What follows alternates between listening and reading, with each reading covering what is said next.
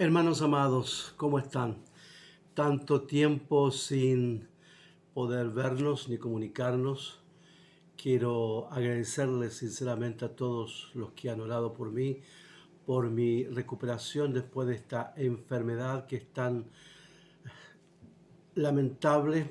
Uno se cuida con tanto esmero, pero de todas maneras no hay ninguna garantía que no se infecte y fue mi caso.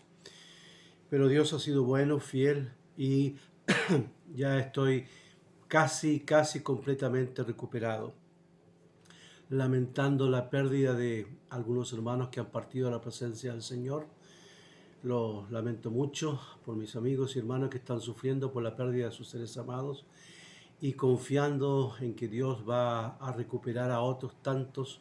Estoy llorando más o menos como 15 personas que están en este momento contagiadas y estoy orando por ellos también para que Dios toque sus vidas y sus corazones.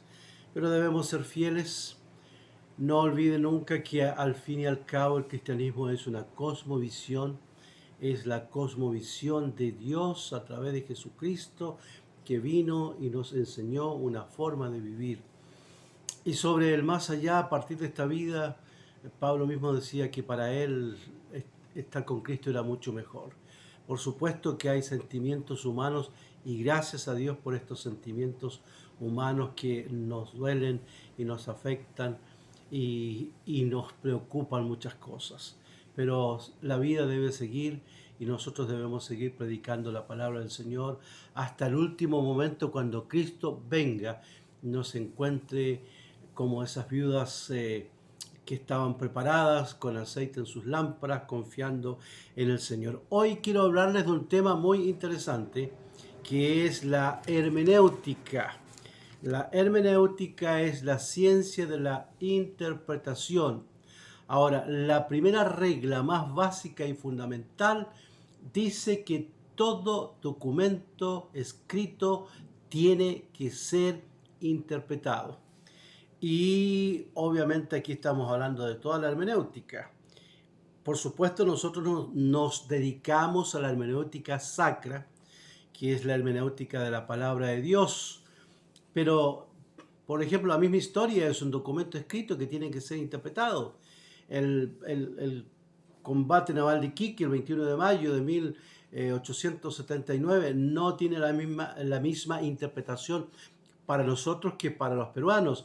Y así un documento, ¿cuánto se llama? Empresarial o un acuerdo entre trabajadores y empresarios después de una huelga, también es un documento escrito que tiene que ser interpretado.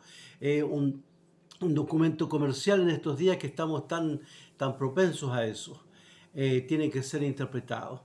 Entonces de eso vamos a hablar hoy día porque de verdad, hermanos, me preocupa tantas cosas extrañas que hoy día se están diciendo en la Biblia y aún tantos ministros de Dios que hoy día a través de sus interpretaciones antojadizas están diciendo, están ofreciendo fuego extraño delante del Señor. Quiero leer para ustedes un pasaje de la Escritura que para mí es el alma mater de lo que debe ser una interpretación o por qué nosotros interpretamos la palabra del Señor y que está en Primera de Corintios capítulo 2, desde el versículo 6 hasta el versículo 16. Dice así la palabra del Señor en la versión de las Américas, que es la que más me gusta. La revelación por el Espíritu de Dios. Sin embargo, hablamos sabiduría entre los que han alcanzado madurez, pero una sabiduría no de este siglo ni de los gobernantes de este siglo que van desapareciendo, sino que hablamos sabiduría de Dios en misterio, la sabiduría oculta que desde antes de los siglos Dios predestinó para nuestra gloria, la sabiduría que ninguno de los gobernantes de este siglo han entendido, porque si la hubieran entendido no habrían crucificado al Señor de gloria. Sino que está escrito, cosas que ojo no vio, ni oído oyó, ni han entrado al corazón del hombre, son las cosas que Dios ha preparado para los que le aman. Pero Dios nos las reveló por medio del Espíritu, porque el Espíritu todo lo escudriña, aún las profundidades de Dios. Porque entre los hombres ¿quién conoce los pensamientos de un hombre, sino el espíritu del hombre que está en él? Asimismo, nadie conoce los pensamientos de Dios, sino el espíritu de Dios. Y nosotros hemos recibido no el espíritu del mundo, sino el espíritu que viene de Dios, para que conozcamos lo que Dios nos ha dado gratuitamente, de lo cual también hablamos, no con palabras enseñadas por sabiduría humana, sino con las enseñadas por el Espíritu, combinando pensamientos espirituales con palabras espirituales. Pero el hombre natural no acepta las cosas del Espíritu de Dios, porque para él son necedad, y no las puede entender porque se disciernen espiritualmente. En cambio, el que es espiritual juzga todas las cosas, pero él no es juzgado por nadie. Porque ¿quién ha conocido la mente del Señor para que le instruya? Mas nosotros tenemos la mente de Cristo. Interesante, muy interesante el pasaje. Y vamos a tratar de ver qué es lo que el Señor nos dice esta mañana, hablando de algunas reglas básicas de interpretación. Vamos a orar. Señor amado, el tema que quiero presentar hoy día es bastante especial, bastante único. Señor, ayúdame para que yo lo pueda presentar claramente. Y Dios, abre el corazón y la mente de mis hermanos, ilumínales para que ellos puedan entender lo que pretendo decir. Y que podamos estudiar tu palabra, Señor, de acuerdo a las normas y los principios que tú tienes establecidos también. En el nombre de Jesús. Amén. Todos estamos de acuerdo, hermanos, que la Biblia es la palabra de Dios. De eso no hay ningún problema. Pero la Biblia, como dije, es un documento escrito, por lo tanto debe ser explicado, interpretado a la luz de estos principios. La hermenéutica no es inspirada por Dios, la palabra de Dios es inspirada por Dios. Y la bendición de Dios está sobre su palabra. No está sobre, sobre las versiones de la Biblia. En Latinoamérica, especialmente nosotros los evangélicos, la Biblia que más usamos es la versión 60 de la Reina Valera. En otros países, en otras culturas o en otros idiomas hay otras versiones. Pero la versión en sí no es la inspirada, es la palabra. Quiero que me entiendan en eso. Entonces la bendición está sobre la palabra, no sobre la versión, no sobre la versión. Y ahora, hermanos queridos, la Biblia para nosotros los cristianos y evangélicos tiene un fundamento absoluto. Como dije al comenzar, tenemos una cosmovisión de la vida dada por Dios e interpretada y vivida magistralmente como por nuestro Señor Jesucristo. Y eso es lo que nos interesa, lo que Dios en definitiva dice, no lo que a mí me parece, hermanos amados. No. No lo que me parece en este momento, sino lo que la Biblia dice. Que el Señor nos ayude para entender estas situaciones para nosotros y que Dios nos bendiga en esto. Nosotros no creemos que sea la Biblia, que sea la iglesia quien tenga la autoridad y la potestad para interpretar la Biblia. No es ni la Biblia, ni es la iglesia, ni los concilios quien tiene esa autoridad, sino que cada persona, cada uno de nosotros, y en la iglesia cristiana no hay ciudadanos de primera ni de segunda, hay responsabilidades administrativas que son diferentes. Y que cada persona cuando se acerca a Dios con un corazón humillado, Dios abre su palabra, abre la Biblia, ilumina su mente y su corazón para que Él pueda estudiarla y para que Él pueda interpretarla. También tenemos que entender que hay una diferencia entre conocimiento y entendimiento. El conocer viene por el hecho de leer, de estar ahí metido en este libro santo. Pero el entendimiento viene porque hay una comunicación, una comunión con Dios. Y ese conocimiento debe llevarnos a la praxis, a la práctica cristiana. Yo practico lo que la Biblia dice, lo que Dios me dice a través de su palabra. Aquí no estamos hablando de un conocimiento único, como en el gnosticismo, esta herejía de los primeros siglos de la iglesia, que ellos hablaban que Cristo había venido para darles un nuevo conocimiento de la palabra del Señor. Además, también tenemos que tener reglas para interpretar, porque debemos entender que la Biblia fue escrita en 3 idiomas que hoy día no se hablan. Por ejemplo, el hebreo bíblico no es el mismo hebreo que se habla hoy día en Israel. El arameo, que fue otro idioma, tampoco prácticamente se habla hoy día, menos el griego que fue escrito en el Nuevo Testamento, porque Grecia ha cambiado 5 veces su idioma, es el mismo griego, pero con diferentes modalidades y todo eso. Ahora, hermanos amados, vamos directamente al pasaje o a lo que quiero enseñarles esta mañana. Algunos principios básicos que usted debe tener en mente cuando lee la palabra del Señor. Y cuando tenemos estos conocimientos y estudiamos la palabra con esto, créame, hermano querido, que nunca vamos a salir mal parado cuando se presente la ocasión de andar, de discutir alguna regla, algún principio o la palabra de Dios. Por cierto que no nos preparamos para andar discutiendo. Eso es claro. Yo no me preparo. Pero le puedo decir así a modo de testimonio con toda humildad. He discutido con mucha gente y siempre para la gloria de Dios, cuando hablamos de la Biblia, termino bien clarito, paradito, porque sé lo que estoy diciendo. La primera regla que le quiero enseñar hoy día es: los relatos narrativos siempre deben ser interpretados a la luz de los pasajes de enseñanza. Por ejemplo, solamente quería darles un ejemplo. La historia de Abraham y Isaac, cuando Abraham va ahí a sacrificar por mandato, entre comillas, de Dios a su hijo Isaac. Lo que Dios quería enseñarle era que había un rechazo de él para los sacrificios humanos. No era que él quería que era prenda, quería probarle la fe a Abraham, porque Abraham venía de una cultura donde esta gente sacrificaba a los niños y a las personas. Entonces, eso era.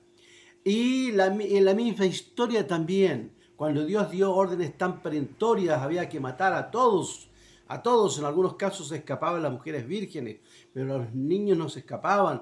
Pero eran otros tiempos, otras circunstancias. No es que tenemos que repetir esa historia hoy día y hoy día tenemos que matar a la gente. No es que tenemos que sacrificar a nuestros hijos, no. No se puede hacer doctrina de la historia sola y de los pasajes narrativos. Los pasajes narrativos siempre deben ser enseñados a la luz de los pasajes de enseñanza. Como dije en el caso de Abraham y Isaac, lo que Dios quería enseñarle era que él no quería absolutamente nada con esta situación de sacrificar a las personas. Segunda regla, a ver si me logra entender. Todo lo implícito siempre debe ser interpretado a la luz de lo explícito. Lo implícito es algo que no está claramente definido. Lo explícito es lo que está claramente definido. En la Biblia tenemos cosas así, por supuesto, hermanos. Por supuesto, hermanos amados. Y a veces nosotros nos preocupamos de lo implícito más de lo explícito. Por ejemplo, lo presento de esta manera. La segunda venida de Cristo es explícita. La Biblia nos dice claramente que Cristo vendrá por su iglesia, que Cristo un día volverá. Tenemos pasajes maravillosos que nos ayudan a entender eso. Eso es explícito. En eso debemos concentrarnos. Ahora, hay pasajes que son implícitos. Por ejemplo, nosotros en las asambleas de Dios creemos y nos definimos como premilenaristas. Entendemos que el Señor va a llamar a la iglesia y en ese momento, cuando la iglesia sea arrebatada, comenzará este periodo tan terrible de 7 años, 3 años y medio de la tribulación y 3 años y medio de la gran tribulación antes que venga la segunda venida de Cristo. Hay otros hermanos que se definen como mesotribulacionistas, es decir, que Cristo viene en este periodo de la mitad más o menos.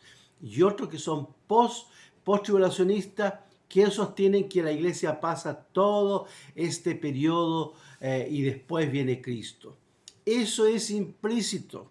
La verdad es que la Biblia da para las tres posiciones, más para una que para otra, es cierto, según nuestra posición, pero lo que no se puede discutir es la segunda venida de Cristo, que será visible, será literal, que todo el mundo le verá, todo el mundo le verá, y vendrá para establecer su reino milenial de paz y de justicia y todos los demás que sabemos. Entonces, lo implícito, hermanos, siempre tiene que ser interpretado a la luz de lo explícito, porque a veces discutimos por estas cosas implícitas. Yo he visto hermanos casi agarrados los pelos discutiendo que no, que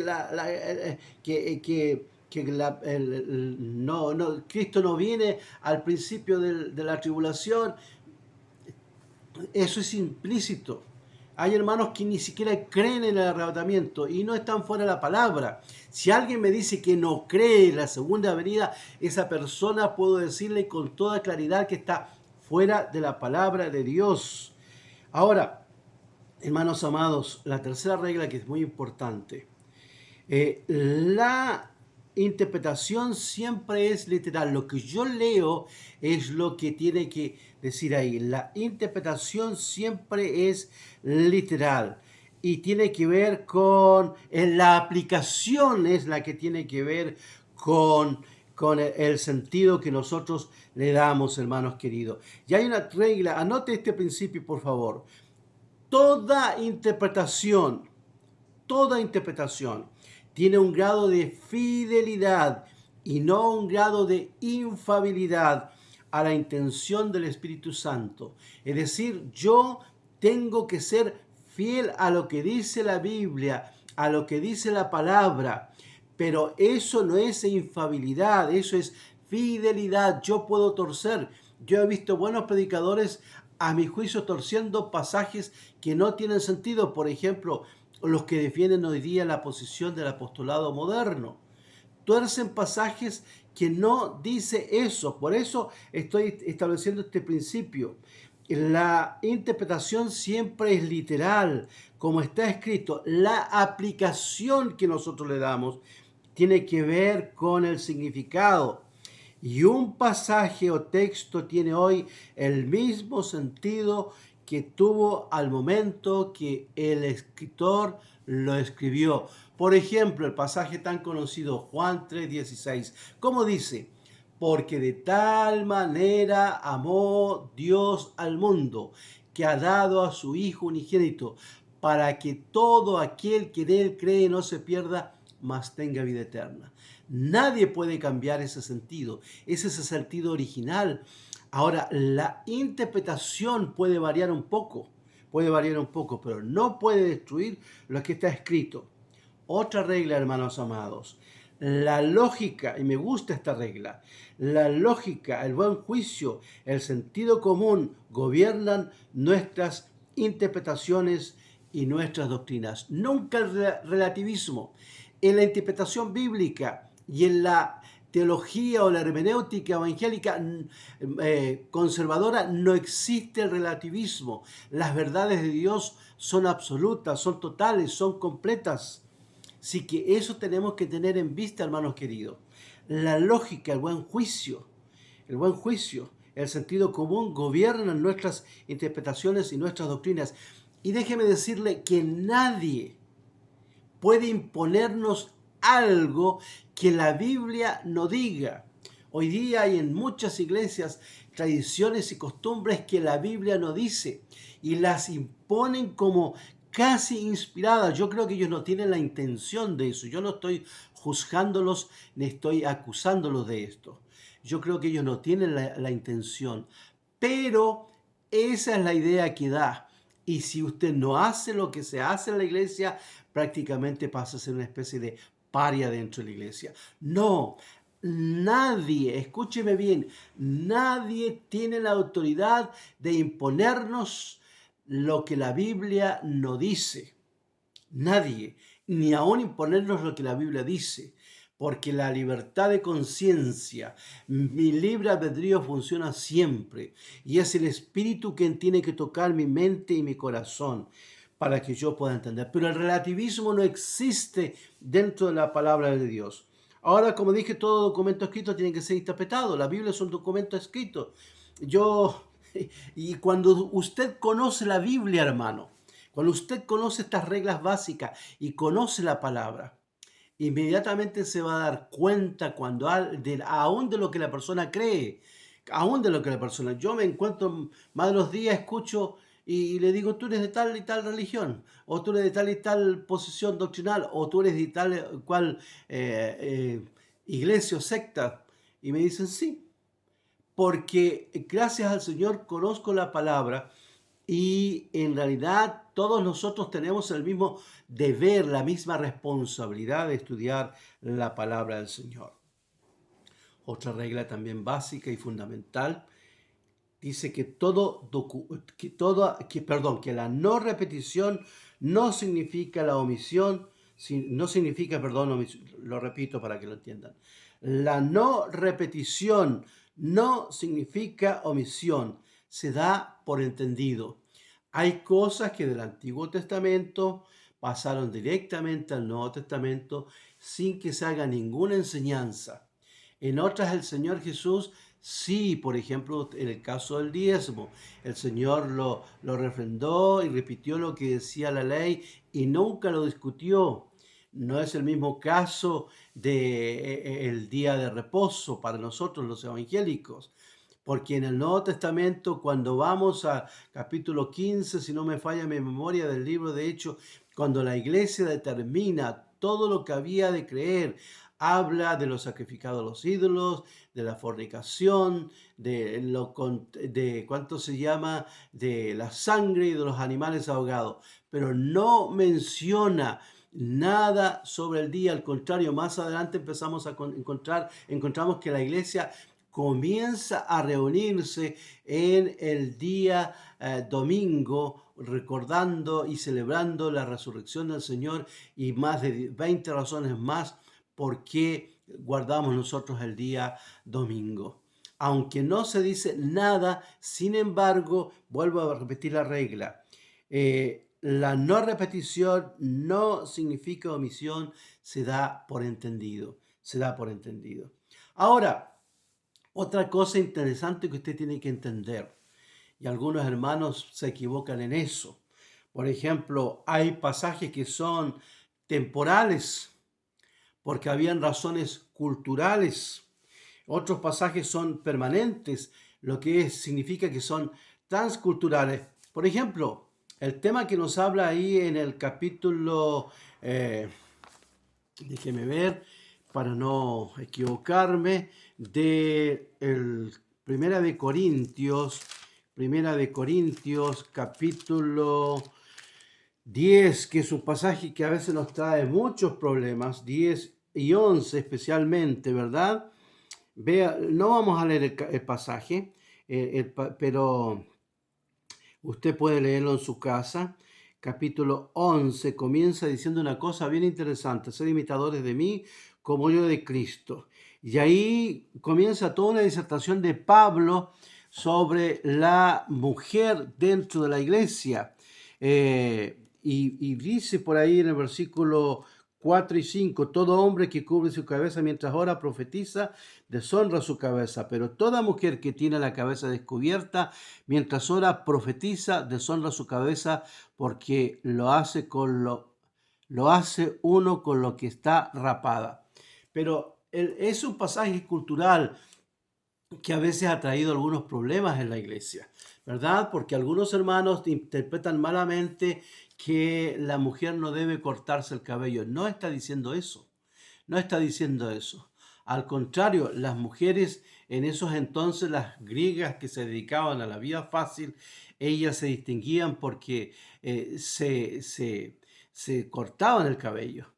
Pero no está diciendo que la cristiana no pueda cortarse. Es un pasaje cultural que no tiene aplicación y usted puede leer, y me gusta lo que dice, porque los seres humanos somos así, leemos lo que nos interesa, pero mire lo que dice el versículo 16. Pero si alguno parece ser contencioso, nosotros no tenemos tal costumbre, ni la tiene la iglesia de Dios. Nosotros no discutimos por cosas que no tienen sentido. Es como los que interpretan, por ejemplo, que las mujeres no pueden enseñar. No está diciendo eso, hermanos. De ninguna manera está diciendo. Hay cosas que son, vuelvo a repetir la regla, la lógica, el buen juicio, el sentido común gobiernan la interpretación y nuestras doctrinas. Lo que el sentido común nos indica ahí, viendo el asunto cultural de los griegos, las mujeres griegas eran muy liberadas al punto que ellas podían pedir el divorcio, lo que no podían jamás hacer las judías, por ejemplo.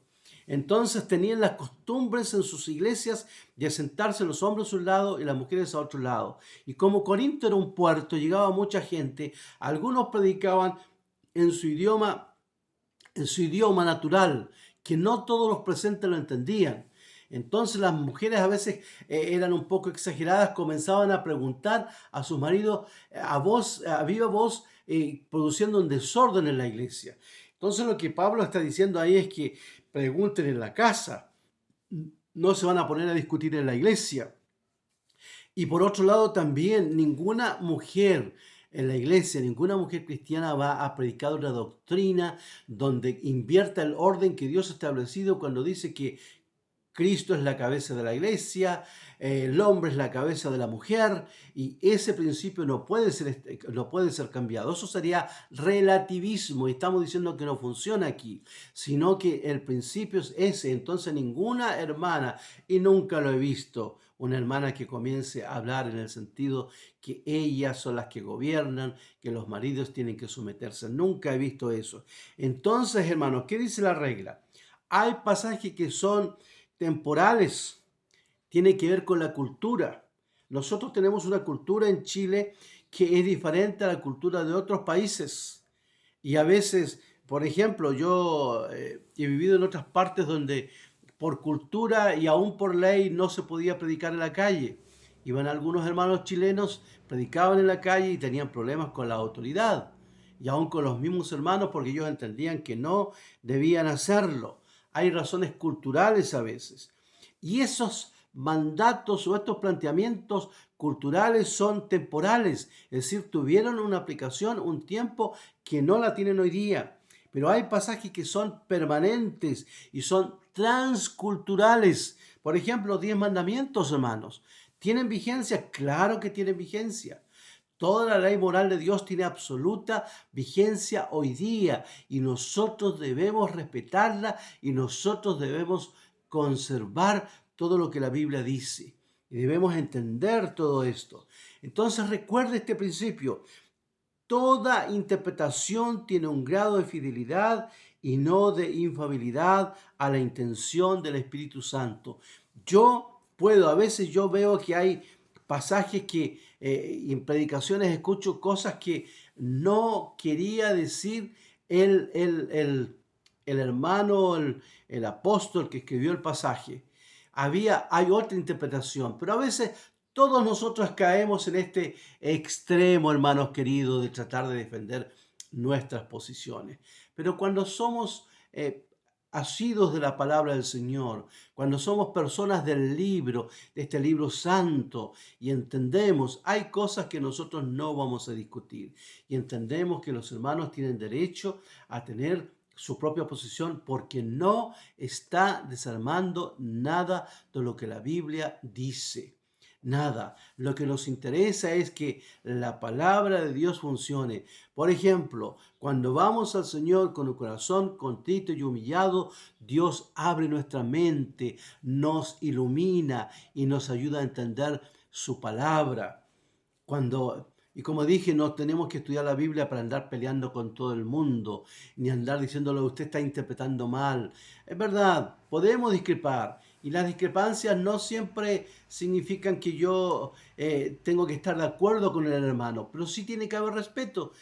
Con algunos hermanos yo tengo discrepancias, no me parece que es lo que dice la Biblia, pero lo que ellos creen no desarma la palabra del Señor. Hablamos de unidad, no de uniformidad. Ahora, no estoy diciendo que todo es lo mismo, que lo que cree un testigo de Jehová, que lo que cree un cristiano. No estoy diciendo que es lo mismo. Ellos están fuera de la palabra, están fuera de la palabra, fuera de la verdad bíblica, han tenido sus propias interpretaciones.